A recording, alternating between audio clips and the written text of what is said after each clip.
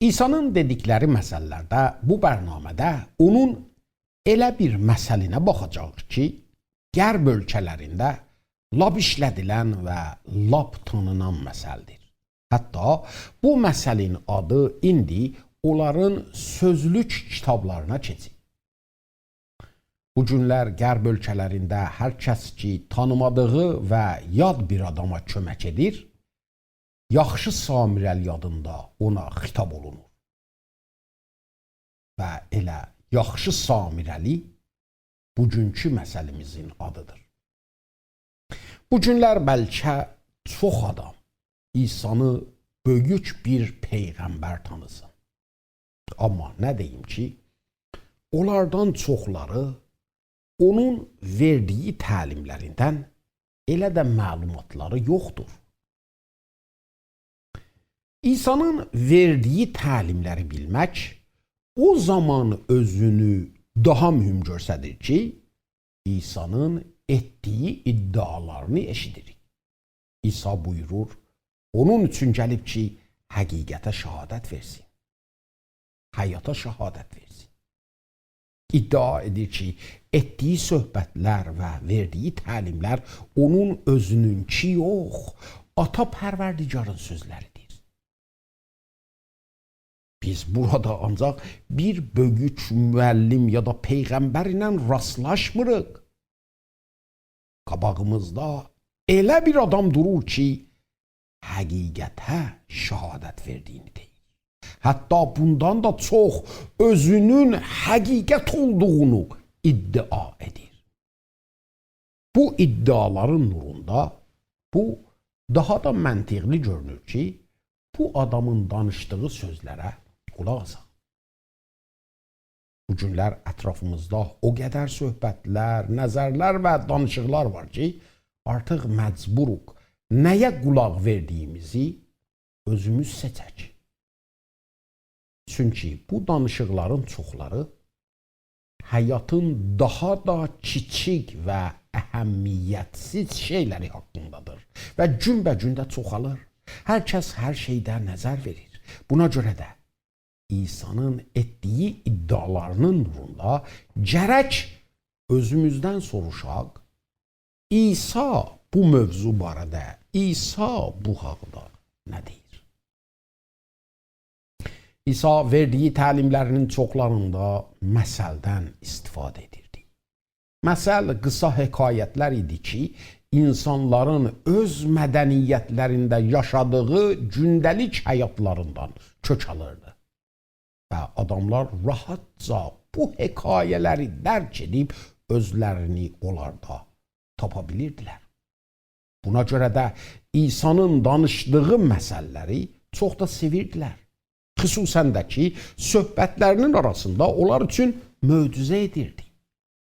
Onun üçün də İsa hər yerə gedirdi, çox adam onun ətrafına yığılırdı. Bu adamları iki dəstəyə bölmək olardı.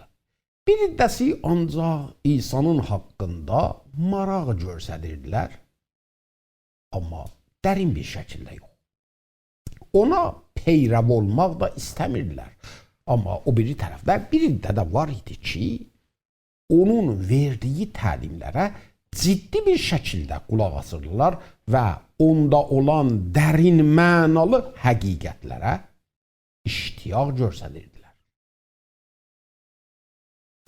Və indi İsa'nın danışdığı məsələlərində necə ki, əvvəl də dedim, yaxşı Samirəli məsəlinə çatırıq. Gəlin görək İsa bu məsələdə nə deyir? Bunu bilməlisiniz ki, İsa'nın danışdığı məsələləri başa düşmək üçün ona gərək öz zəminəsində baxaq. Yoxsa məsəlin mənasını doğru düzgün başa düşməyəcək. İsa bu məsəli o zaman deyir ki, şəriət alimlərindən biri ondan bir sual soruşur. Nə edim ki, əbədi həyata malik olum? Şəriət aliminin ağzından belə bir sualın çıxması doğrudan da təəccüblü görünür. Bunlar ətiq əhdi hamıdan yaxşı bilirdilər. Nə edim ki, əbədi həyata malik olum? Bu adamın fikrində doğrudan nə keçirdi? Bu mətləb çox da cəlibdir ki, ətiqət ölümdən sonra nə olacaq barədə elə də məlumat vermir. Amma Daniel Peyğəmbərin kitabında 12-ci fəsilin 2-ci ayəsində çox da qüvvətli bir sözə rast gəlirik. Torpağın altında yatanların çoxu əbədi həyat üçün, lakin bəzisi əbədi xəcalət və rüsvayçılıq üçün oyanacaq. Bu mətləb o mətdə yazılıb ki, Daniel Peyğəmbər gələcək barədə nəbliç edir və dünyanın hökumətlərinin aradan getməsindən və Tanrının padişahlığının gəlməsindən danışır. Daniel Peyğəmbər deyirdi ki, Tanrının padişahlığı yer üzündə bərqərar olacaq və o zaman Daniel bu sözü deyir ki, torpağın altında yatanların çoxu əbədi həyat üçün, lakin bəzisi əbədi xəcalət və rüsvayçılıq üçün oyanacaq. O şəriət alimi Daniel'ın bu nəbiliyindən yaxşı xəbər var idi. Buna görə də bu sualı soruşanda ki, əbədi həyata malik olmaq üçün nə etməliyəm? Daniel'ın bu nəbiliyi onun fikrində idi. Bu şəriət alimi bu nəbiliyə görə bilirdi ki, ölüm hər şeyin axırı deyil. Çünki torpağın altında yatanlar bir gün oyanacaqlar. Və bu ibarət çox da qüvvətli bir sözdür. Çünki dünyada çox adam var ki, belə bir şeyə inanmır. Bu adamlara ölüm hər şeyin axırıdır. Bu adamlar çox arxayın, hər yerdə car çəkirlər ki, öldükdə artıq öldün, sənin axırın yetişdi. Bu adamların bu iddiası doğrusu mənim marağımı çox da oyandırır. Özümdən soruşuram, bu adamlar bunu bu qədər arxayın axı haradan bilirlər? Axı insan necə və haradan bu nəticəyə bu qədər arxayın yetişə bilər ki, ölüm insanın axırıdır? Mənə elə gəlir ki, belə bir sözü ancaq o adam deyə bilər ki, ölür, sonrası da dirilib gəlir və biz diri olan insanlara xəbər verir ki, baxın, mən öldüm, axırım gəldi və indi gəlmişəm ki, bunu sizə xəbər verim. Amma bu çox da məzhəkə, çox da məsxərə bir vəziyyət olar. Çünki məcbur qalarsan soruşasan ədə, əgər sənin axırın gəlmişdi, bəs indi burada nə edirsən? Əgər biraz bu sözümün üstündə düşünəsiniz, görərsiniz ki, belə bir imkan ki, belə bir iddia etsin, heç insana yoxdur. Heç insan iddia edə bilməz, ölüm hər şeyin axırıdır və ölümdən sonra heç həyat yoxdur. O biri tərəfdən müqəddəs kitab belə bir əqidəni büsbütün rədd edib deyir, torpağın altında yatanların çoxu oyanacaq və irəli gedib deyir ki, bəzisi əbədi həyat üçün və bəzisi də əbədi xəcalət və rüsvayçılıq üçün. Baxın, sizə o adamlardan danışdım ki, çox da arxayın ölümü, hər şeyin axırı bilirlər. Bu adamların qabağında adamlar da var ki, onların əksinə çox da arxayın deyirlər ki, öldükdən sonra hamı, hər kəs cənnətə gedəcək. Müqəddəs kitab bunu da rədd edir. Qoyun müqəddəs kitabın dediyini təkrar sizə oxuyum. Torpağın altında yatanların çoxu əbədi həyat üçün, lakin bəzisi əbədi xəcalət və rüsvayçılıq üçün oyanacaq.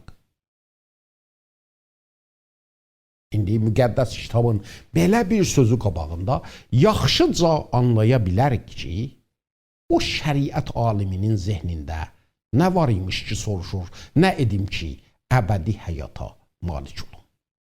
Və Daniel bu nəbiliyinə bunu da əlavə etmişdi ki, Tanrının padişahlığının nəticəsi ancaq yer üzündə olmayacaq, onun əbədi bir nəticəsi də olacaq.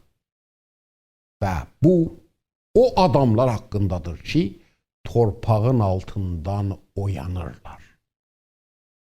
Buna görə də bu şəriət aliminin zehnində bu var idi ki, Tanrının padişahlığı həm bu dünyaya mərbutdur, həm də gələcək dünyaya. Bu qədər. Və bu vəziyyətində İsa'nın yanına gəlir və o sualı soruşur. Bilmirəm, aya olub siz də özünüzdən belə bir sualı soruşasınız? Nə edim ki, belə bir həyatı ələ gətirim? Çünki özümə baxarkən bilirəm ki, belə bir həyat yoxumdur. Aya olub soruşasınız, nə edim ki, bu arxayınlıq qəlbimə otursun ki, öldüyümdən sonra əbədi həyatı təcrübə edəcəyəm. Haradan bilim ki, əbədi xəcalət və rüsvayçılığa verilməyəcəyəm. Əgər belə bir sualı soruşmayıbsınız, bəlkə də elə indi yaxşı bir zamandır. İsa bu adamın sualı qabağında onun özündən bir sual soruşur. Şəriət bu haqda nə deyir? Onun dediyini necə başa düşürsən? Adam bu sualın cavabını bildiyi üçün anən cavab verir. Tanrını bütün qəlbinlə, bütün canınla və bütün qüvvətinlə sev, qonşunu da özün kimi sev.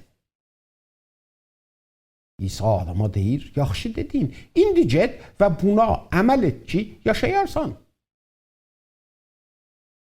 Başa düşdünüz? Sual nə idi? Nə edim ki, əbədi həyata malik olum? O dolu və kamil həyata həm bu zamanda, həm də öldüyümdən sonra necə belə bir həyata malik olum? Və İsa deyir ki, şəriəti bilirsən, Tanrını bütün qəlbinlə, bütün canınla, bütün qüvvətinlə sev, qonşunu da özün kimi sev. Bunu et ki, belə bir həyata sahib olub yaşayarsan. İsa həyat barədə bu söz deyir. Amma İsa'nın bu sözü yəqin ki, fikrinizdə biri də sual yaradacaq. Onun üçün də qoyun mətləbi biraz izah edim. Mümkündür soruşasınız, aya İsa doğrudan da bunu deyir ki, əgər mən Tanrını ürəkdən, candan və bütün qüvvətimlə sevsəm və qonşumu da özüm kimi sevsəm, əbədi həyata malik olacağam. Və cavab necə ki görünür, budur. Bəli, olacaqsa. Amma qoyun bu mətləb haqqında biraz danışım ki, səhv başa düşülməsin. Doğrudan da bu söz ki, Tanrının bütün qəlbinlə, bütün canınla və bütün qüvvətinlə sev sözündən məqsəd nədir? Tanrını bütün qəlbinlə sevməkdən, əzizlərim, məqsəd budur ki, adam Tanrı pərverdigarı səmimiyyətlə sevsin. Ürəyi onun huzurunda açıq olsun.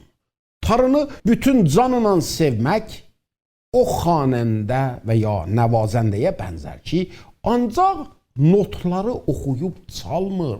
Bütün şövqünü, bütün hisslərini, bütün canını ona qoyub oxuyur ya da çalır. Bilirəm ki, bizim hamımız belə hünərmənd adamlarla rastlaşmışıq.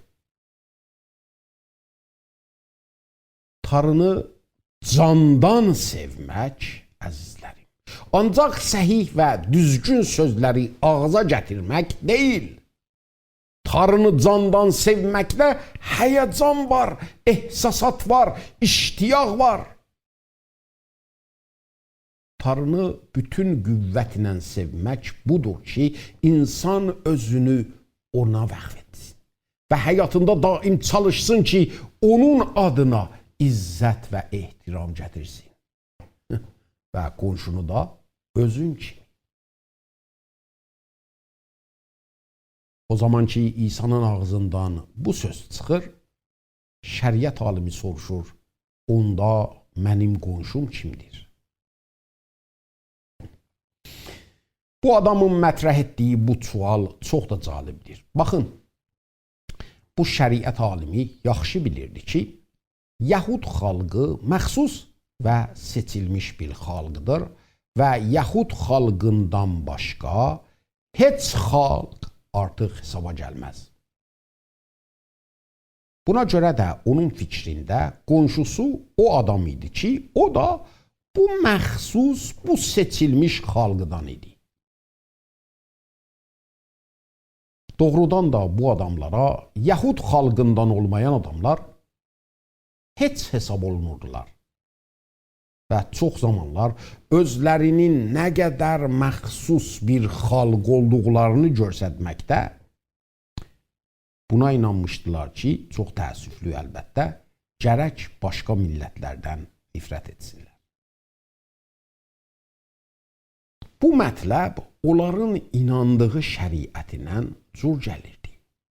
Və xalq buna inanmışdı ki, Tanrıya olan sevgisini göstərməyin bir yolu da budur ki, Yahud xalqından olmayan başqa millətlərdən nifrət etsinlər. Və İsa'nın bu məsəlində görürük ki, personajların biri samirəli bir adamdır. Elə bir adam ki, heç Yahudi onu öz qonşusu olmağına inanmazdı.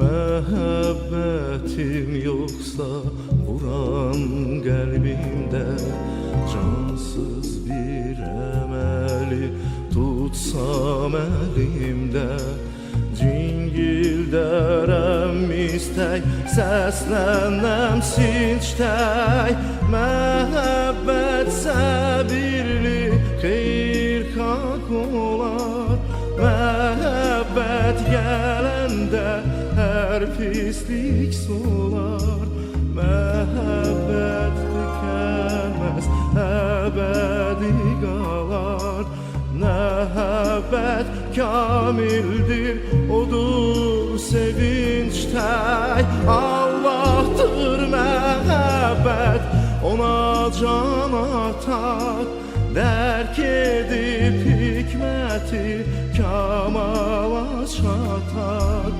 Üç şey inan, ümid, sevgi yaşadak, ən uca sevgidir, ondadır gücdə.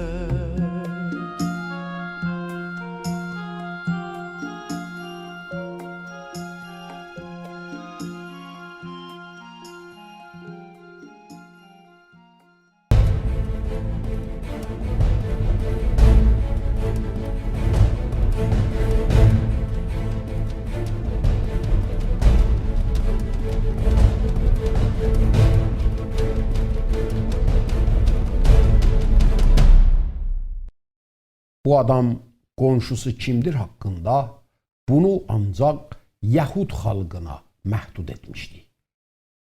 Ona görə də İsa'nın sözü qabağında ondan soruşur, onda mənim qonşum kimdir? Və elə buradadır da ki, İsa ona bu məsələ danışır.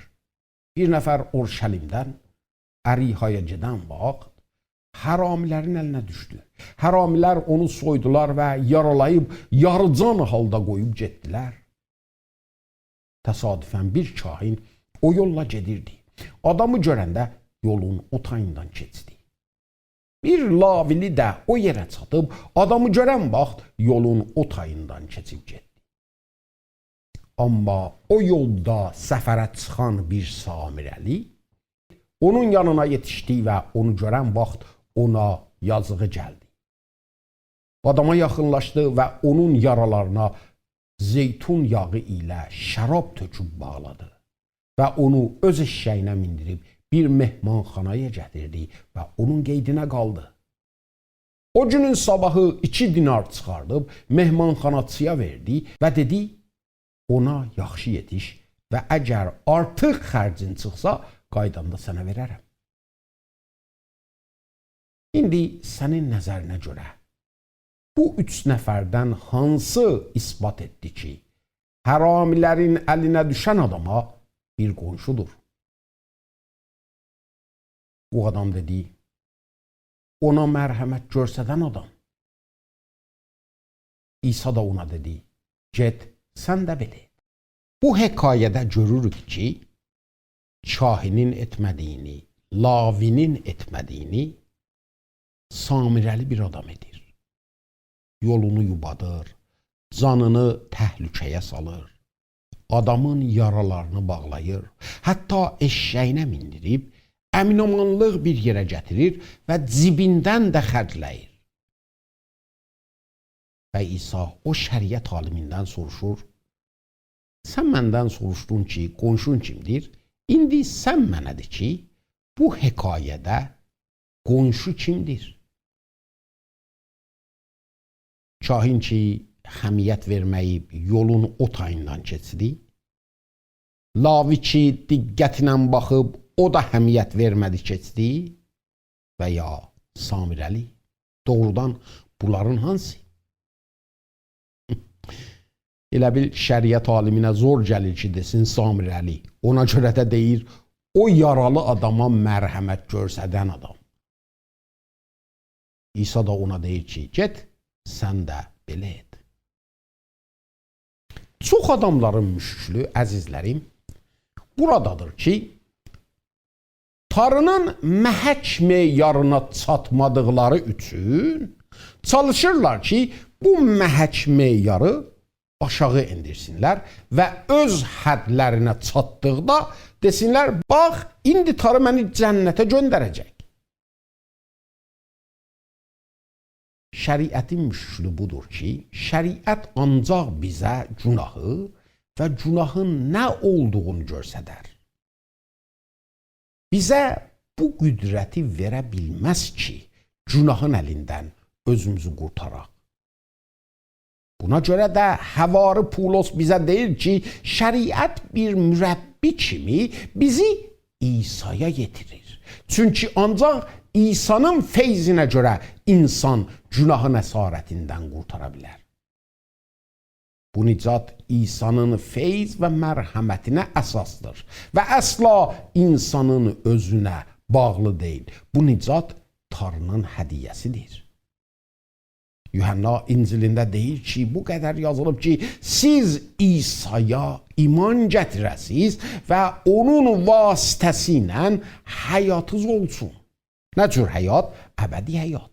O həyat ki, həm bu dünyada kamildir, həm də ölümdən sonra səni sonsuz və əbədi bir həyata oyandırır.